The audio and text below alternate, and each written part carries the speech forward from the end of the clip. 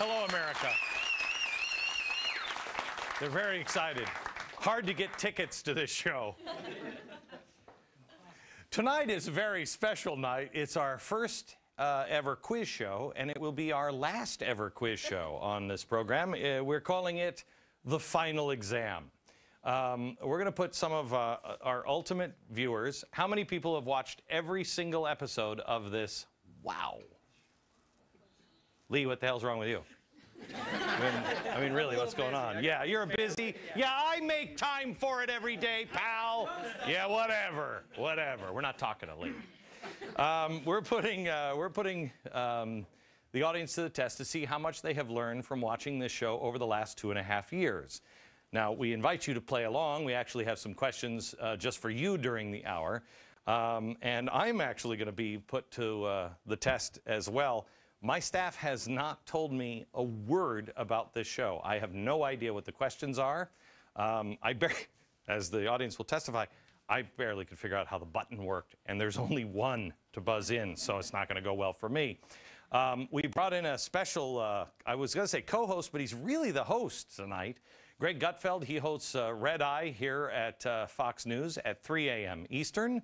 That's, I think, noon Pacific. 8 in Jakarta. Okay, good.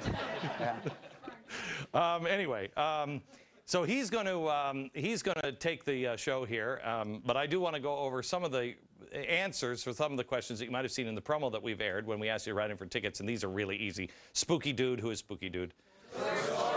You don't know who George. If you don't know who Spooky Dude is, what are you doing? Who do I hate? Wilson.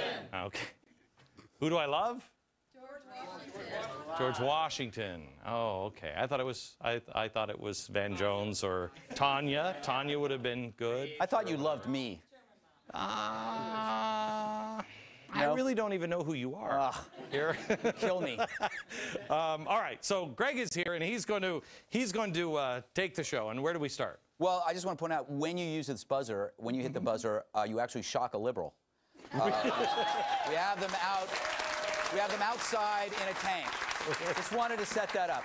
All right. The first questions are going to be for the audience. The audience is separated into 3 parts: faith, hope, and charity. The first question. Wait, I've already buzzed in, so. So now I have to clear you. You have to. There you go. Thank you. Okay. No, you're already ruining this. All right. I'm sorry. This is why we. I'll use it. We can't. I'll use it. I'll push it. I'm just practicing. If I ever run for president, it'll be great. I'll use it. But, you know, when you press it, all you get is free ice cream. Is that what it is? Yeah, you just get free ice cream. Yeah, all right. Okay, the first category is Name That Czar. So you guys have to, you know, raise your hand, do whatever is diplomatic. This Obama czar considered putting sterilants in our drinking water. Oh, it would be John over in Team Faith was the first one. John Holdren. John Holdren. Yeah. There you go. A liberal just got shocked. Hang on just a sec. Is somebody keeping score, or is this kind of... Yeah, we have an intern. What happened to the intern? What kind of crappy show is this? My goodness. What are you going to do in 11 shows, young lady? I have some yard work. Yeah. All right. I'm kidding.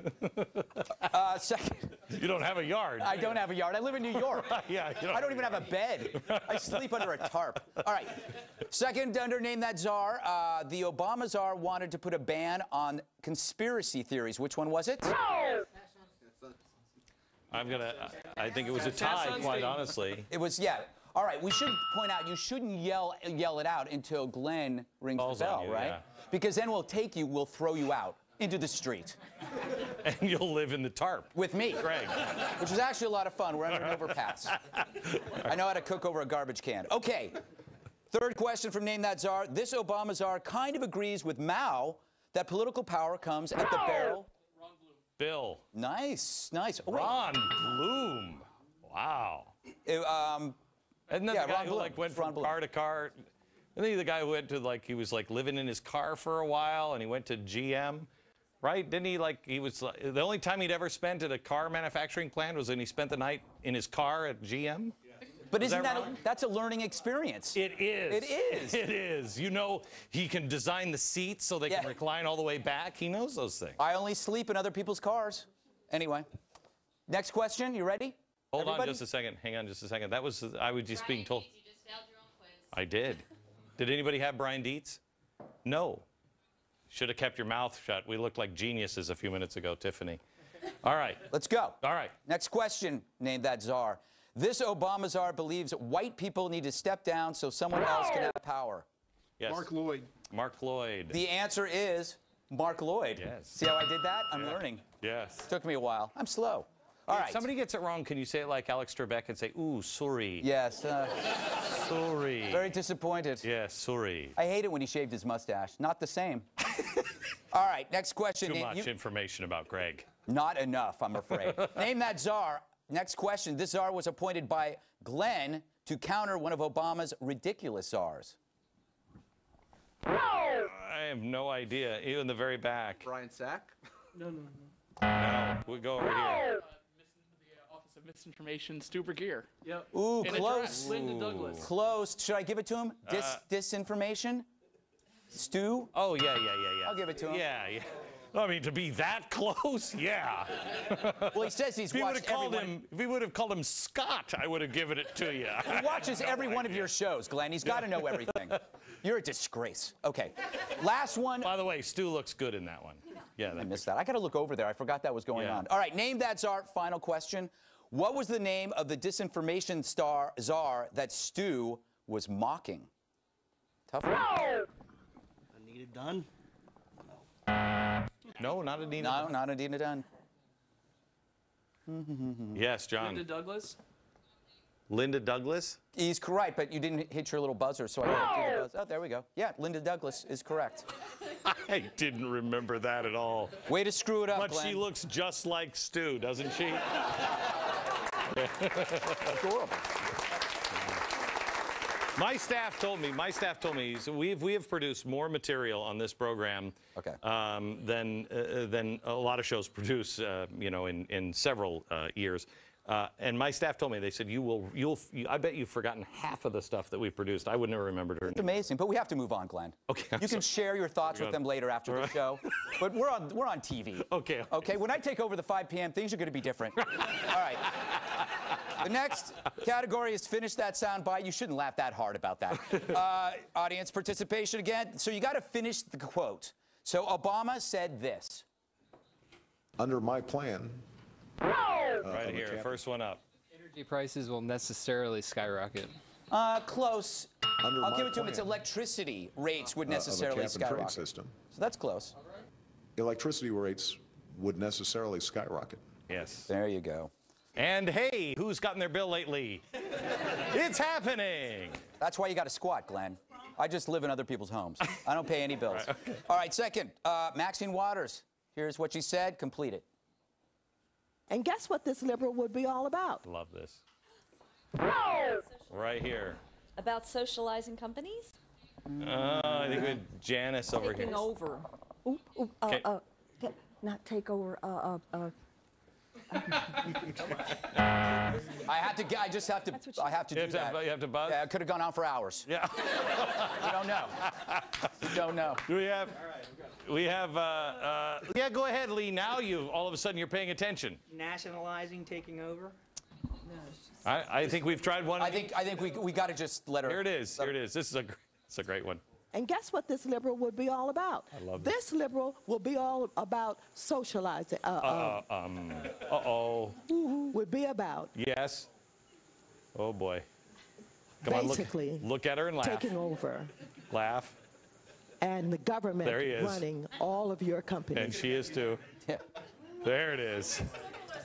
Nobody better. Nobody better. A national treasure. Okay. Next one. Van Jones, go for it. No more broken treaties. Yes, right in the center. The wealth. What? No? Give them the wealth. Close. Close, shall we? I'll give it to him. I give it to him, yeah. for it. Give them the wealth. Give them the Play wealth. it? You want to play it? Yeah. No more broken treaties. Give them the wealth. Give them the wealth. Give them the dignity. Yeah. Let's hear it for Van Jones. Yeah. He really has provided so many sleepless nights for so many, and we thank him for that. That could be taken a lot of ways, Glenn. I won't get into it here. Let's do another soundbite, shall we? This one's from Andy Stern. We're trying to use the power of persuasion. And if that doesn't work... Oh, I got this. Jim. Use the persuasion of power. Yeah. Let's see. Strike. We're trying to use the power of persuasion. And if that doesn't work, we're going to use the persuasion of power. All right, so the next category is can you name, and this is going to be viewer on viewer. Sounds kinky, but it's not. The viewer... It's not 3 a.m. I keep forgetting. I need... This is why I'm going nowhere, Right, Glenn. I'm not going anywhere. I mean, the people on the second floor are like, well, we know why he's at 3 a.m. I need Louis and Dee.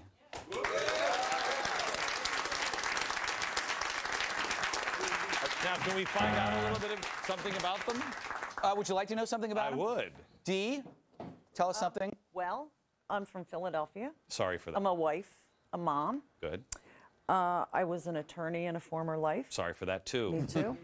But you know what? You know what happened? I became disabled because I thought I could be a wife and a mom and a Philadelphia lawyer and do it all. Right. And God just said, you know what? No, you can't. So you got rid of the kids and you're still a lawyer? No. No. That's what I would do. No, I don't. In fact, I had an oops baby. Nobody's going to mate with you. I know. Nobody's going to do that. I know. So, anyway. Well, good. Well, I'm glad you're here. I'm glad you're here. Thank you. And you've watched every episode? Everyone. Every single one? Well, Okay, let me say this. Everyone that you've done. I don't always watch when the judge... That's not right. That's not right. I do. I mean, I try to watch all of those. Okay, all right. Got to stop her now. No. Stop her The now. judge It's a is freight going to train. break down. No. I watch most of those, but I watch all of yours. All right. All right, we got to... Louis, where are you from? What are you doing Franklin here? Square, New York. I'm a senior from Cary High School. I'll be going to American University in the fall. Good. Nice. Fan of Red Eye, aren't you? Yes. Big fan of Red Eye. My people. Yeah. These are my people. Not your people, Red Glenn. Eye, too. You are too. I have you in my cell phone. We won't talk about that. All right. It's only because you advertise. My wife doesn't need to know this. Anthony Weiner, nice to see you. All right. Anyway. Okay, let's go. All right.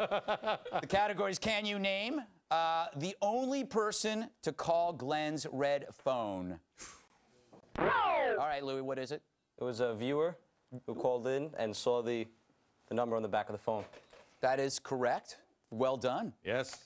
He saw the phone and he called you during a break, didn't he? He scared the living bat crap out of me because we were on this, and I thought Harry, because Harry, when we plugged this thing in, Harry used to call it. Where is Harry? He used to call it before the show. Yeah. And so it rang in a commercial break, and I said to Harry, "That's you, right, Harry?" And he looked at me and went, "That ain't me." Yeah. It's coming from inside the house, as they used to say. Yes. You gotta be happy. My viewers, when they call in, it's just death threats. That's all I get. All right, the next one. Can you name the technical indicator? Oh, you gotta reset. You gotta reset the. All right. Don't get. You were on Jeopardy, weren't you? No. Yeah. He's in Jeopardy now. Yeah. All right. Can you name the technical indicator Glenn mentioned of impending stock market crashes? Ah, Louis. The Hindenburg omen. Nice. Ooh. Wow. Nicely done. Holy cow. Yeah. I wish we had a prize or something for you guys. You know, this is the cheapest game show ever. Yeah. No prizes. Yeah, no It's great. No prizes at all. Great. And the you actually have to rich pay just to play. get richer. Yes. Pay to play. Doesn't the Hindenburg omen sound like an Outback appetizer? Shouldn't it be? All right. That didn't work. All right. Can you name the Weather Underground's 1960s manifesto? Oh. Who was it? D. Oh, boy. Oh, boy. I thought you were going to say author of. Yeah. No. The No. name of the manifesto, D. See what happens when you jump in too quick? Jumped in too quick. It's all right. All right. Lifeline? Do we have a lifeline here? Come on, Which way the wind blows. You don't always need a weatherman Oh. to know which way the wind blows. I'll give him that. Thank you. That's not quite right, is it? Yeah, it's close. It is. There you go. All right.